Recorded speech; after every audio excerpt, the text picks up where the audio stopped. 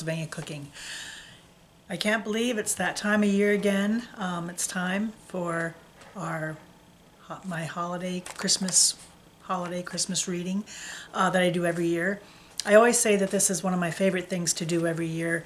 I do it more for me than anyone else, but I've honestly been really touched by the fact that so many of you guys also really enjoy this and ask about it and ask if it's coming again this year.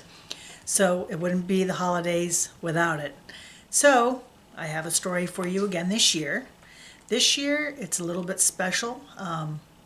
It's a very special author. It's actually a true story. So that actually makes it even a little bit more interesting. I want to thank everybody who has sent cards and recipes, and I've been sending those back out as I can. I've been a little bit behind this year with all the overtime and all the changes at work. It's been kind of challenging. I haven't had hardly any days off, so even trying to get the Helga's Happy Holidays recipes out has been a real challenge this year, and I didn't get as many done as I wanted to. So anyhow, let's get to our story, and then I'll share a little bit about the author at the end. The year is 1940. 1940. The title of our Christmas story this year is Christmas at Arkwright. Thanksgiving and Christmas have always turned my thoughts to the warmth and joy of family and scenes, such as over the river and through the woods to grandmother's house we go.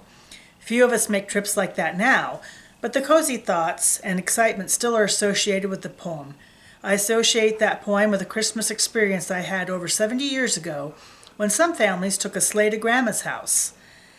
We didn't take a sleigh to Christmas gathering that year, but the snow was so deep and side roads not plowed out yet, so we traveled by car with chains on the rear tires as far as the main road was cleared.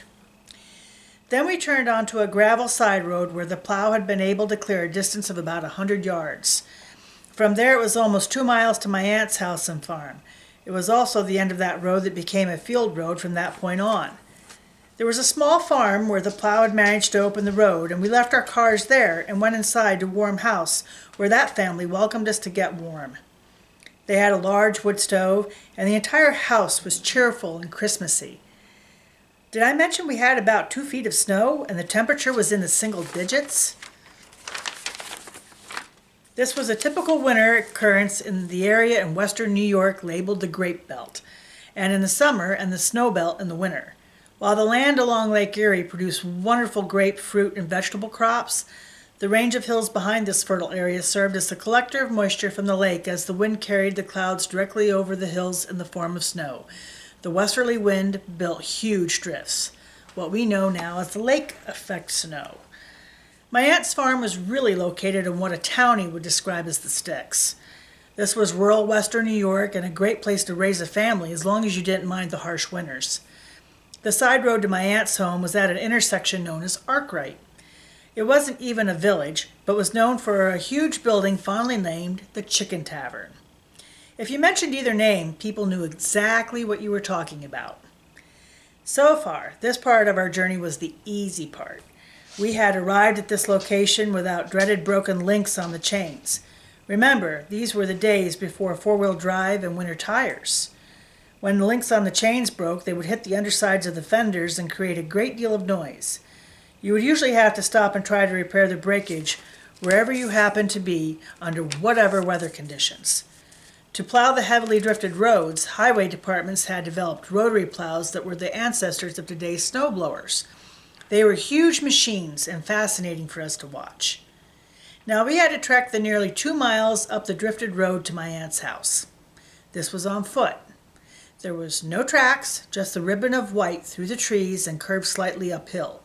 With no snow, this wouldn't have been a difficult trip for a couple of 5-year-olds. There were 4 adults and the 2 of us, and we kids could not have gone 10 yards up that road without someone breaking trail for us, because the snow was generally chest deep for us. So the 4 adults broke trail, with the men going first, the women following, and us bringing up a very exhausted rear. We had to stop and rest often because we all got pretty played out. You'd think we should have called the whole gathering off due to the terrible conditions, but in those days, country people were hardy folks. and they were used to handling tough situations. This had been planned for quite a while, and we weren't about to be disappointed. While my cousin and her parents lived in a small town, they weren't what you would call townies today. Small town life in that area was almost the same as living in the country. After what seemed like a week wading through that snow uphill, we at last saw the second story of the farmhouse and roof. The snow had drifted so deep and up this high on the hill that it actually reached the second floor of the house on the west and north sides. This is what it must feel like when you're traveling across the desert and find an oasis. This was a big farmhouse, and few homes had central heat or furnaces in those days. They had a large kitchen and what normally served as a dining room, but was a living room in the winter. The regular living room was closed off for the winter except for the Christmas gathering. It was opened up, and the large Christmas tree was right where the two rooms were usually joined together by double doors. There was no heat upstairs, so you had to snuggle in under feather ticks. They were unbelievably warm and the forerunner of sleeping bags. There was a wood stove for cooking and a kerosene stove to heat the other two rooms. These three rooms were very comfortable. Although most people along the main roads and well-traveled side roads had electricity, there was no electricity on this road. And the lights were actually kerosene lamps you may have seen in old movies. They worked pretty well. This was really the only improvement most people had that was missing here. They had no telephone, but many country people had yet to get wired. Bathrooms, especially on farms, were yet to become a reality, but most towns and villages had them. Outhouses still were common. This house had an in-house outhouse. That is to say, the toilet was a room inside a woodshed attached to the house. They had intended to put a floor in the woodshed, but only got as far as placing the support beams. On these, they placed a series of planks to the in-house. If you needed to use the facility, you didn't waste any time because it was really cold. We had a great Christmas dinner, and then it was time for the opening of gifts under the tree. There were lots of gifts for children and adults alike. This was a really special time because we were still coming out of the Great Depression. Rural folks had had a rough time then, and gifts were rare, except for Christmas and birthdays. We always ate well because much of what we needed came from our land and the animals. In the excitement of opening the gifts and holiday atmosphere, I don't believe any of us gave any thought of the difficult journey to be there. In a small way, it was sort of like the feeling those gathered in Bethlehem a couple thousand years ago must have had.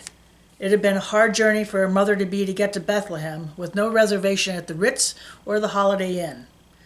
But the final chapter was beyond glory with the birth of our Savior. Friends, always remember God is in control of everything. He did not make life on earth easy for his Son, and if your road is difficult, you can make the trip as long as you follow his directions. Christ gave us the spirit of Christmas, which was love and peace and compassion. He repeated the warnings of the Old Testament about material desires, which lead us to believe we can prepare for a rainy day. I recall so many teaching stories which give us a good feeling, but actually are entirely misleading and cause us to make serious judgment decisions. One that is appropriate for Christmas season is the story of the ant and the grasshopper.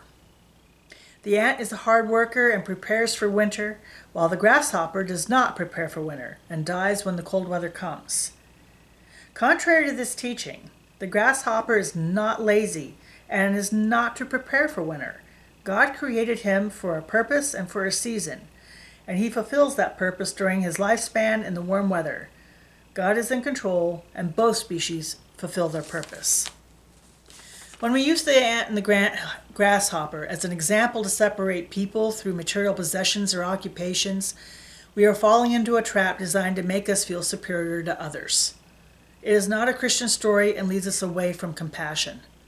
We need to understand John, for God did not send his Son into the world to condemn the world, but that the world through him might be saved. This is total compassion because no limits were placed on who you were or what you did or didn't do, except you must accept Christ as your Savior, not by works.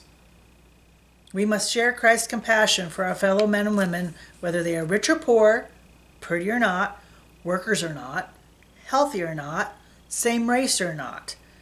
We are all sinners. If you really want to understand the Christmas story, carefully read the four Gospels, taking notes not about Christ's birth, but about what he taught. He is the message of Christmas. Never forget that God is always in control of everything. No matter how bad anything appears to be, it is according to His will. Accept Christ, you will have a purpose, and that purpose will be Christ-like, not a self-centered goal. I wish you a merry Christ-centered Christmas. Some of you may have guessed who the author is already, and that was my father. This was my father's last Christmas sermon that he felt good enough to put out, and that was in 2016. It actually is one of my favorites because it brings back a lot of memories from his childhood that he shared with me and the family, and a lot of good memories actually from my own childhood, even growing up in the 70s on the farm. Things like fruit in our stockings and stuff were great treats because getting fresh fruit during winter was a big deal. We went to town only like once a month to buy store-bought things. And the weather was rough back then. So, and I have to laugh because the 2 miles up the hill in the snow, you always hear the stories of, your grandparents tell you, I had to walk 2 miles uphill to the school, both ways. But there was a lot of truth to that. It was a lot harder getting around, and there were a lot of things that, we take for granted that just were not as easy.